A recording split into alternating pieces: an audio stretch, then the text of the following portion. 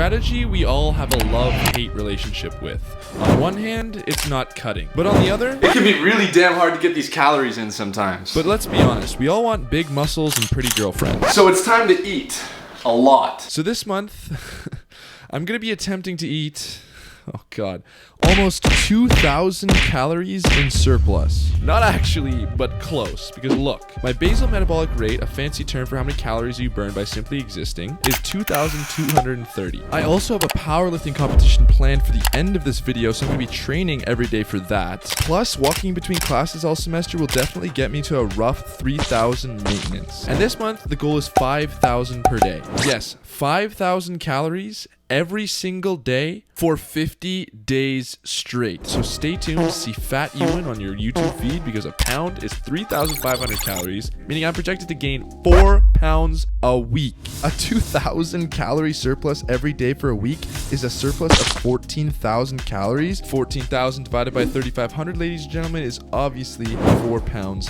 a week. I could gain like 30 pounds this video. What the f? But how? In order to craft the perfect bulking diet, we first have to understand why people tap out in the first place. After years and years of living life not really paying attention to this matter and then spending a few minutes thinking about it, I've identified 5 main reasons why I think people struggle to bulk consistently. The first is people don't want to get fat, lose their abs and their girlfriend. Having abs might be the best thing ever. Having scabs might be the worst. I have a solution. The second reason that people quit is they get confused. They're not nutritionists, nor do they want to be. They just want to get fucking yoked and don't want to be bored by optimizing the right macronutrient breakdown, supplementing all the micronutrients that are deficient in, and researching exactly what to eat at the exact time. I've done the work. I get it. It's a headache. I have a solution. The third reason people hang up the apron and give up their dreams of picking up Jeff Nippard is because they just can't do it. Eating in a surplus can be difficult. Trust me. I know.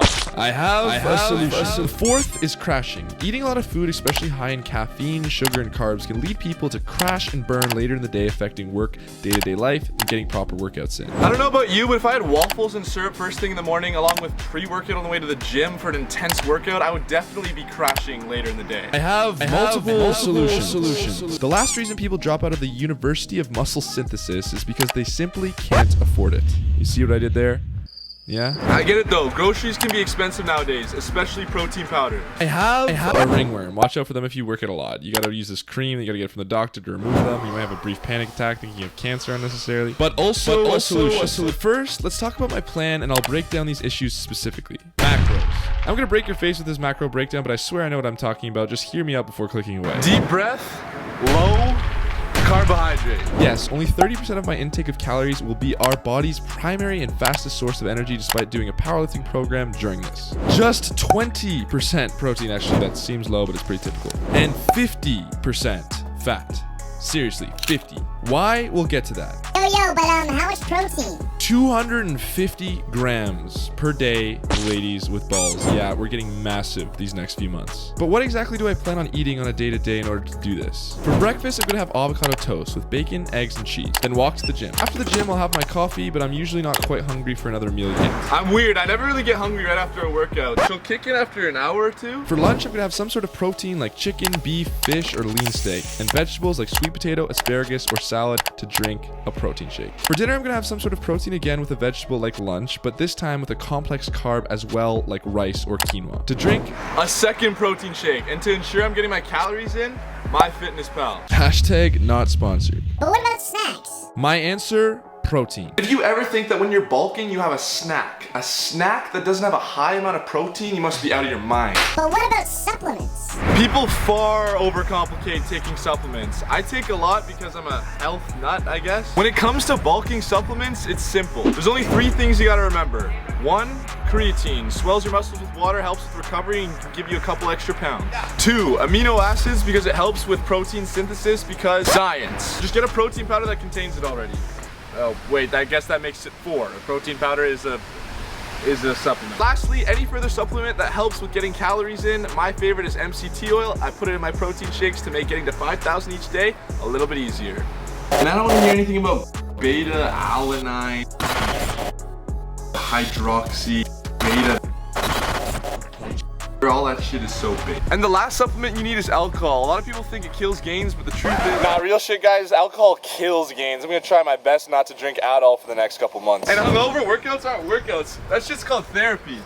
Okay, so to recap, here's a prime example of how I'm going to get 5,000 calories in every day. For breakfast, I'm having my signature Avo toast, 3 slices with bacon, egg, and a whole lot of cheese. And of course, everyday bagel seasoning and Frank's to top it off. Yum. To drink, a 600 calorie protein shake to top us out at 220 calories for breakfast alone. Next, for lunch, I've got another lubed up protein shake with chicken breasts and some sort of vegetable to prevent my organs from completely caving in. For dinner, another type of meat with an equivalent amount of calories, another vegetable, and a whole lot of rice prepared with, of course, butter. Oh yeah, and sometimes yet again another protein shake. Snacks, cashews, my friend. Bulking cheat code. Oh yeah, and I must mention that everything is also served with a generous dollop of ranch dressing, except for avocado toast, of course. I'm young enough where I feel semi-comfortable risking artery cloggages for gym gains, as we know. And then of course, to save on time and to ensure consistency, I'll be meal prepping everything but breakfast.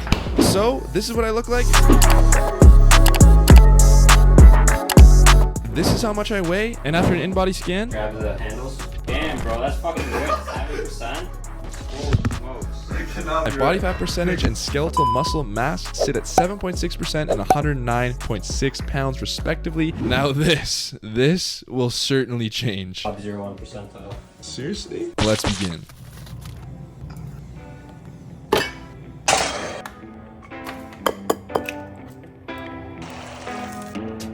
Looks like I'm already struggling. This does not look good for a day one. Although I did decide to start this challenge on my buddy's birthday, so I was a little hungover.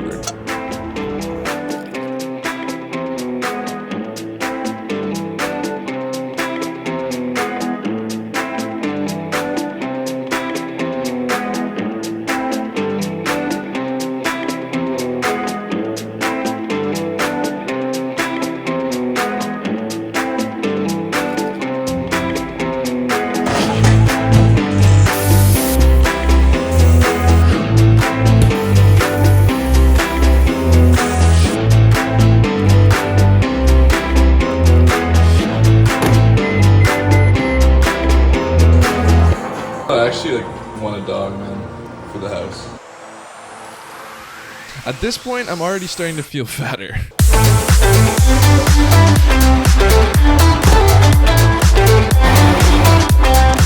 Yep, I'm fatter.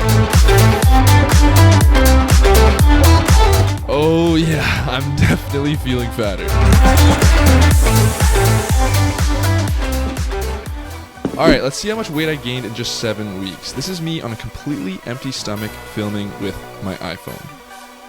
Only 7.5 pounds. Damn, I honestly expected more because this is what I look like on day 1. Fuck me, bro. And this is what I look like now.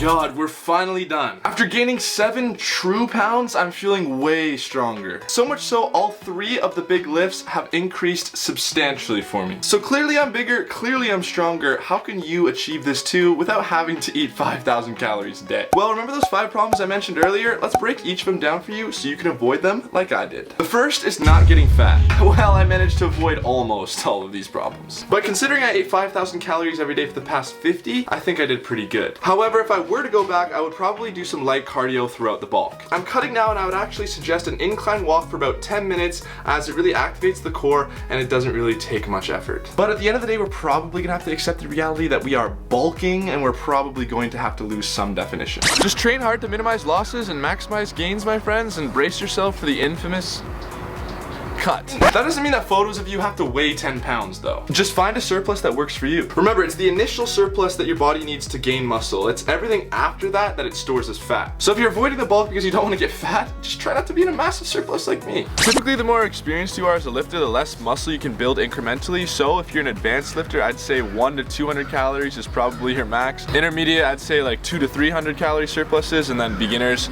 eat as much as you can. 300 to 500 calories is good. Next, how to not get bored bored or confused. Just don't get bored or confused. Just start. How? Eat and track. That's it. After just a week of eating and tracking, you'll know whether or not you're overeating or undereating. Then you can add food or subtract food. Then, after another week of tracking, maybe you can look at the macros and see if you need to adjust your protein intake. If it's less than 1 gram per pound of body weight, I suggest increasing. Then, after another week, I suppose if you're still feeling weak or low energy in the gym, you could increase your carb intake. If you up your carb intake and you're still feeling tired, maybe you're deficient in something or you're crashing from too much sugar. Then you can look at your micronutrients and possibly supplement. None of this stuff needs to be planned out. My point is, don't worry about your macros or your micros or even the amount of calories you're eating in the beginning. As you build experience, you'll find ways that work for you naturally. Just start by tracking. That leads me to the just doing it problem. Being consistent with your bulk comes down to eating healthy foods that don't make you feel like shit. And I understand that's no easy task. You gotta make food that has enough protein and calories to meet your goals, and you have to be able to cook it and eat it routinely. I get it. But guess what? The beauty of it is it's all front-loaded work. You gotta figure it out once, and then you can rinse and repeat for the rest of your bulk. Or for the rest of your life if your only goal is to get bigger and bigger and bigger and bigger and bigger. You might not even have to track anymore. And if this sounds bland, you can certainly switch it up to keep it more interesting. Just make sure you're replacing things of roughly equivalent value. Like if you're tired of sweet potato, replace it with regular potato or something along those lines, like another vegetable. If you're tired of rice, try quinoa or a different sauce. But if simply getting enough calories in is the hardest part for you, try and find as many ways as possible to liquefy them.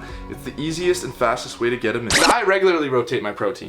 Pause. Now for the rest of my life, I know exactly what my body needs to bulk effectively, and it gets even easier when you meal prep. I cook and do dishes once a week, my friends, once a week. Which leads me to my next point, how to save money while bulking. Like I said, once you're committed to the bulk, you've got to start buying in bulk. There's no excuse. I know I've got thousands of subscribers from all around the world, but I know you have access to a Walmart or a Costco or something along those lines. My final solution to the last problem I laid out was avoiding the crash. Oh, the infamous crash. I love low carb diets because they avoid spiking your insulin levels because they're typically low in sugar. And sugar is the primary reason you're making dinosaur noises around mid-afternoon. But I understand you're probably not going to be eating 5,000 calories every day, so going low carb is probably not feasible for you. If you really feel like you need the carbs in order to have an effective workout, I suggest working out after dinner and backloading your carbs to dinner time, or just have some sort of carb snack on the way to the gym, as we always do. Personal favorite cutting one has got to be crispy minis, and then personal favorite bulking one is probably cashews or just a Cliff Bar. Other ways to avoid the crash is to delay caffeine intake until an hour or two after you wake up, ideally after exercise, and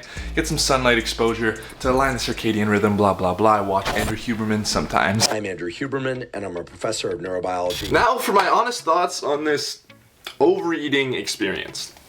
Fuck, oh.